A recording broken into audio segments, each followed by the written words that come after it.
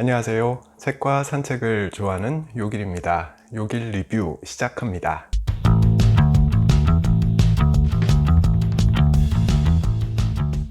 네, 오늘 소개해드릴 책은 초고령 사회 일본에서 길을 찾다 입니다. 김웅철 씨가 썼습니다.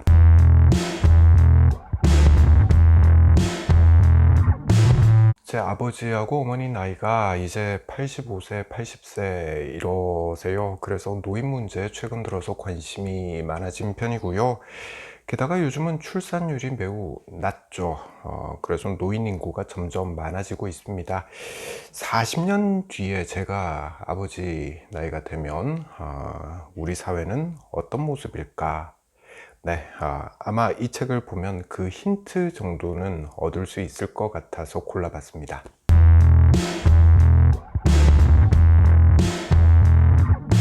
저자가 김웅철 씨인데 기자예요. 2002년에 매일경제신문의 도쿄 특파원으로 일본에서 일을 했습니다. 또 학생일 때인 듯한데 1988년에 도쿄로 어학연수를 갔습니다. 저자가 일본에 대해서 관심도 많고 아는 것도 많은 편이다, 이렇게 볼 수 있는 거죠. 그럼 이 책을 쓰게 된 계기는 뭐냐? 네, 2011년이었다고 합니다. 칼럼을 하나 써달라, 이런 요청을 받았다고 하는데요. 노인 대국, 일본은 지금, 이런 제목이었다고 해요. 이 칼럼을 6년여간 썼다는 거죠. 네, 이에 바탕에서 이 책을 내게 된 걸로 보입니다. 기자는 직업 특성상 정보를 잘 취합하죠. 네, 이 책도 딱 그 특성에 맞는 책인 것 같습니다.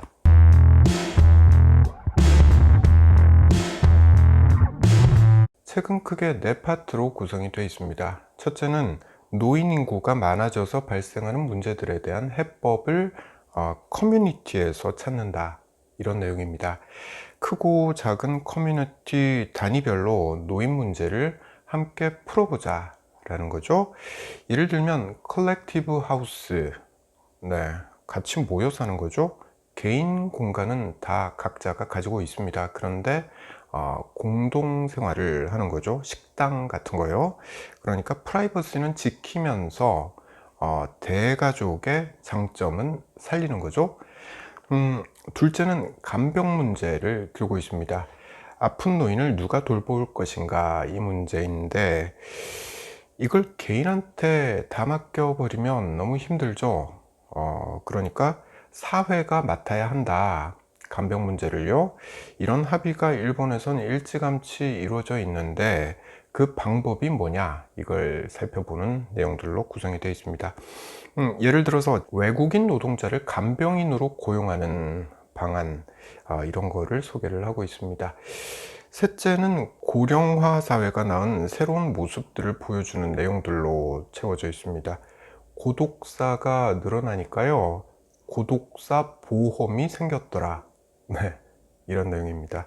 이건 좀 이따가 다시 좀 구체적으로 이야기를 해볼게요. 이 책의 3장에는 읽어볼 게 꽤 많습니다.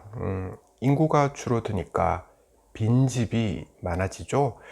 그 빈집을 관리해 주는 게 비즈니스가 되더라, 이런 내용도 볼 수가 있습니다. 또 도시의 납골 땅이 이제 포화 상태에 이르렀다는 거예요. 그러다 보니까 하이테크 납골당이 등장하더라, 이런 내용도 있습니다.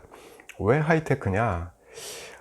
납골당을 타워형으로 만들어 놨어요.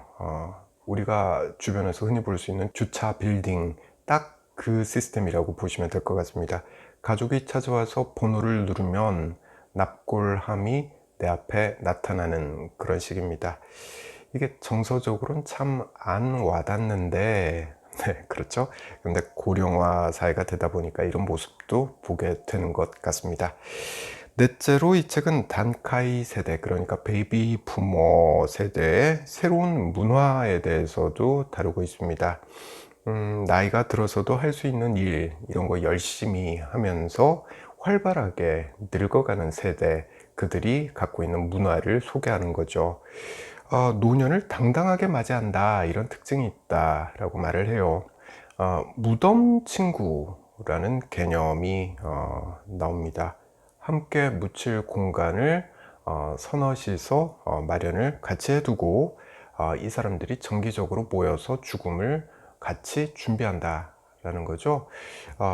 사후에 그 무덤을 누가 어떻게 관리할지 이것도 이들이 모일 때마다 서로 이야기를 해서 정해둔다. 그게 무덤 친구다 라는 거예요. 또 생전 계약이라는 개념도 소개를 하고 있습니다. 살아있을 땐 안부를 확인을 하고요. 요양원에 들어가야 되면 그 행정적인 절차를 봐주고요. 사망했을 땐 어디에다가 어떤 방식으로 묻을지, 네, 이런 걸 다 미리 계약을 해 둔다라는 거죠.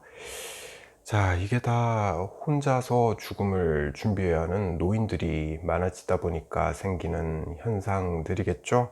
인구가 줄어들면 이런 일은 나타날 수밖에 없는 것 같습니다.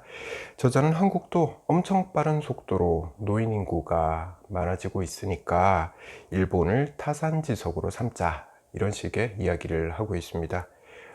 일본은 괜찮은 참고서다 라고 말하고 있는 거죠.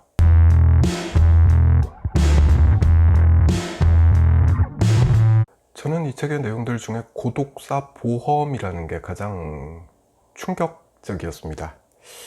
고독사는 혼자서 죽는 거죠. 네. 워낙에 일본에선 이런 죽음이 많아지고 있다고 합니다. 그래서 심지어는 그 개념이 세분화되고 있습니다. 그러니까 사후 15일 이상 경과해서 발견되면 이건 고독사라고 부르고요. 15일 이내에 발견되면 이건 고립사라고 부른다는 거예요. 이런 일이 얼마나 자주 발생하길래 이런 생각이 드는데, 저자는 2010년 일본의 NHK가 방송한 다큐멘터리를 소개하면서 얼마나 자주 발생하는지 이야기를 해요. 무연사회라는 제목의 다큐였는데, 이 방송에는 매년 32,000여 명의 노인이 고독사하고 있다라고 소개를 하는 내용이 담겨 있다고 합니다. 이 방송 내용에 일본 열도가 충격에 빠졌다라는 말도 하고 있습니다. 저자는 또 일본의 65세 이상 사람들을 대상으로 조사를 해봤더니만 44.5%가 자신의 고독사를 걱정하고 있더라라는 말도 하고 있어요. 이쯤 되면 일본에선 정말 고독사가 일상사가 돼버렸다라고 봐도 되는 거겠죠. 이게 바로 고독사 보험이 등장하게 된 배경입니다. 좀 구체적으로 보면 고독사 보험의 수혜자는 노인이나 그 노인의 가족이 아니에요. 그 노인이 살고 있던 그 집 주인, 임대업자가 수혜자입니다. 이유가 합당해 보여요. 사람이 죽었는데 그 사람의 가족이 나타나지 않으면 그 사람이 살고 있던 집의 주인이, 그러니까 임대업자가 장례 절차를 책임을 져야 되는 상황이 오죠. 또 만약에 죽은 지 한참 있다가 발견이 됐다면 집안 청소를 하는 게 만만치 않은 일이 되겠죠. 이런 상황에 대비해서 고독사 보험을 든다는 거죠. 네. 참 일본답다 싶으면서도 이게 남의 일 같지가 않았습니다. 이 책에도 나오지만 우리나라도 이젠 65세 이상 되는 노인 3명 중에 1명이 독거노인이라고 하잖아요. 진짜 남의 일이 아닌 것 같다라는 생각을 하게 됩니다.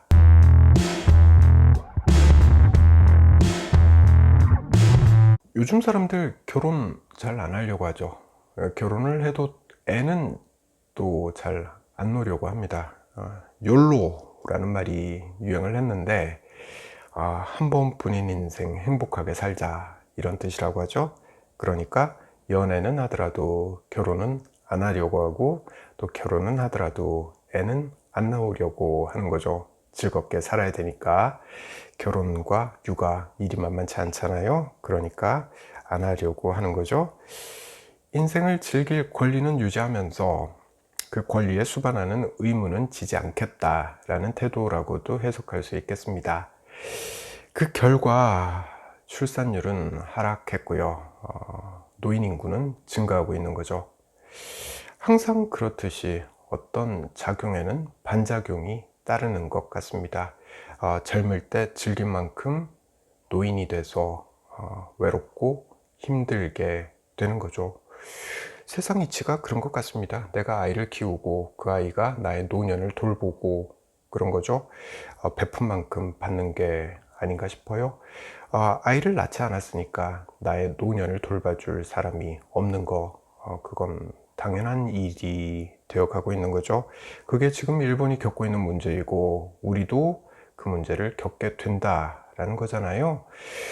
그 해법 찾기가 진지하게 진행이 돼야 될 때인 것 같습니다. 진짜 그렇죠. 그런데 우리나라의 경우는 연구자들은 자신의 일을 묵묵히 하고 있다고 치고요. 이런 문제에 대한 해법을 법으로 제정해야 될 국회는 안타깝게도 맨날 딴짓만 하고 있는 것 같습니다. 우리가 낸 돈을 받고 일하는 사람들 정말 좀 제대로 일을 해줬으면 좋겠다라는 생각을 하게 됩니다.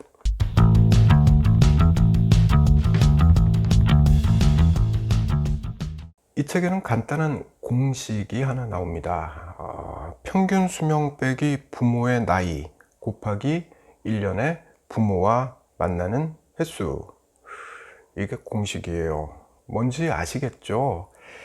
자식은 서울에서 살고 부모는 지방에서 산다면 정말 1년에 이 가족이 같이 모일 수 있는 기회 많아야 2번 정도, 한두 번이라고 말해야 되겠죠.